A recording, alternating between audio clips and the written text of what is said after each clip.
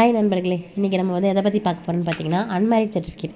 First unmarried certificate அப்படின்னா முதல் திருமண சான்றுன்னு அர்த்தம். முதல் திருமண சான்று எதுக்காக எடுக்கிறாங்கன்னா, மணிகார் எல்லாமே வந்துட்டு நமக்கு இன்னும் திருமணம் ஆகலை, இதுதான் எனக்கு ஃபஸ்ட்டு மேரேஜ் அப்படின்னு சொல்லி ஒரு சர்டிஃபிகேட் அப்ளை பண்ணி கொடுத்தா வந்தால் தான் நம்ம கோயிலில் நம்மளுக்கு கல்யாணம் பண்ண அலோவ் பண்ணிப்பாங்க. இப்போ ரீசெண்டாக இதில் லாஸ்ட் 1 இயராக தான் இது வந்து நடைமுறையில் வந்திருக்கு.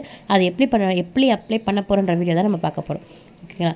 ஃபஸ்ட்டு அவங்களுடைய இதுதான் வந்து இசேவை வெப்சைட்டில் போய்ட்டு ஃபஸ்ட்டு அப்ளிகண்ட் ஏற்கனவே ஏதாவது அப்ளை பண்ணியிருந்தாங்க அப்படின்னா அவங்களோட ஆதார் கார்டு நம்பர் போட்டு பார்த்தாலே டீட்டெயில்ஸ் தெரிஞ்சிடும். இல்லை அப்ளை பண்ணலை, இதான் ஃபஸ்ட் டைம் அப்ளை பண்ண போகிறாங்க அப்படின்னு சொன்னால் நம்ம ஃபஸ்ட்டு அவங்களுக்கு கேன் நம்பர் ரெஜிஸ்ட்ரேஷன் பண்ணணும்.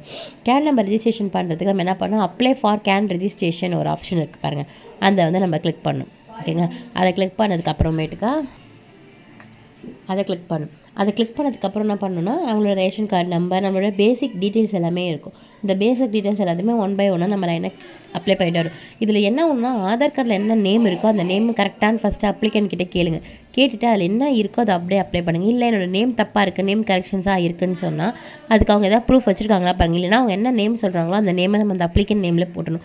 ஒரு தடவை நம்ம அந்த அப்ளிகண்ட் நேமில் நம்மளோட நேமோ ஃபாதரோட நேமோ டேட் ஆஃப் பர்த்தோ என்ட்ரு பண்ணிட்டோம் அப்படின்னா நம்ம என்ன பண்ண முடியாது, எப்பவுமே சேஞ்ச் பண்ண முடியாது. அப்படி சேஞ்ச் பண்ணால் நம்ம மெயில் போட்டு அதுக்கு நிறைய ஃபார்மாலிட்டிஸ் இருக்குது, அதெல்லாம் போட்டு தான் நம்ம பண்ண முடியும். இந்த பக்கம் நீங்கள் இங்கிலீஷில் டைப் பண்ணிவிட்டு இந்த பக்கம் தமிழில் டைப் பண்ண அவங்களோட நேம் எல்லாமே ஸ்பெல்லிங் எல்லாமே கரெக்டாக இருக்கான்னு 1 செகண்ட் செக் பண்ணிவிட்டு அதுக்கப்புறம் அப்ளை பண்ணுங்க. நெக்ஸ்ட் அவங்க என்ன ரீஜன், ஹிந்துவா முஸ்லீமா கிறிஸ்டினா அப்படின்றத கொடுத்துட்டு அவங்க என்ன கம்யூனிட்டியை சேர்ந்தவங்க. ஓகேங்களா?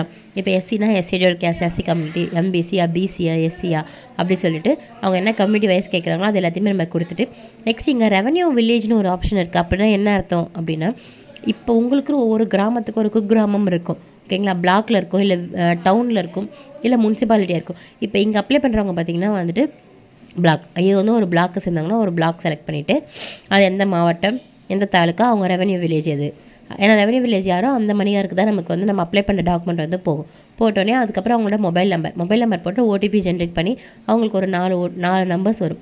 அந்த 4 நம்பர் அங்கே போட்டு கன்ஃபார்ம் ஓடிபி அப்படின்னு கொடுத்துட்டிங்கன்னா ஆனால் ஆகிடுனா ஓகே ஆகிடும். சரிங்களா? ஓகே ஆனதுக்கப்புறம் ரெஜிஸ்டர்னு கீழே ஒரு ஆப்ஷன் மாதிரி அது கொடுக்கும்போது மேலே ஒரு தடவை பார்த்துக்க நான் ஏற்கனவே சொன்ன மாதிரி Aadhaar card number name date of birth நம்மளால் சேஞ்ச் பண்ண முடியாது, அதை போட்டு என்ட்ரு பண்ணிடும். என்ட்ரு பண்ணிட்டு மற்ற எல்லா டாக்குமெண்ட்டும் ஏற்கனவே கரெக்டாக தான் இருக்கும், அது எல்லாத்தையும் கொடுத்துட்டு சப்மிட்ன்ற ஆப்ஷன் கொடுத்துட்டு இதில் என்னென்ன டாக்குமெண்ட்லாம் கேட்டிருக்காங்கன்னு பார்த்தீங்கன்னா ஃபோட்டோ கேட்டிருக்காங்க, எனி அட்ரஸ் ப்ரூஃப், ஆதார் கார்டாக இருக்கலாம், ரேஷன் கார்டாக இருக்கலாம், ஏதாவது ஒரு அட்ரஸ் ப்ரூஃப் கண்டிப்பாக நம்ம வச்சாகணும். நெக்ஸ்ட்டு பார்த்திங்க அப்படின்னா செல்ஃப் டிக்ளரேஷன், சுய உறுதிமொழி. அப்படின்னா நான் வந்து இதில் இருக்கிறது எல்லாமே வந்து இதில் கொடுத்துருக்கிறது எல்லாமே வந்து என்னோடய உண்மையான டாக்குமெண்ட் தான் அப்படின்னு சொல்லிட்டு ஒரு உறுதிமொழி, அது செல்ஃப் டிக்ளரேஷன் ஃபார்ம்னு சொல்லுவாங்க. அது கொடுத்துட்டு இப்போ நீங்கள் ஆதார் கார்டுக்கு வந்து என்ன பண்ணுறேன்னா அட்ரஸ் ப்ரூஃப்க்கு அவங்களோட ஆதார் கார்டு லிங்க் பண்ணுறேன்.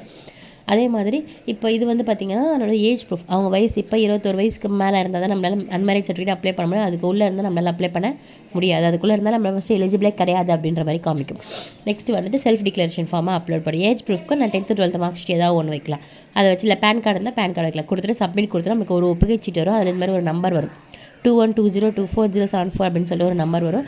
அந்த நம்பரை நம்ம எடுத்து போய் மணிகார் கிட்ட காமிச்சோம் அப்படின்னா மணிகார் ஆர்ஐ தாசில்தார் 3 பேர் அப்ரூவல் பண்ணதுக்கப்புறம் சர்டிஃபிகேட் கைக்கு வச்சிடும். தேங்க்யூ ஃபார் வாட்சிங்.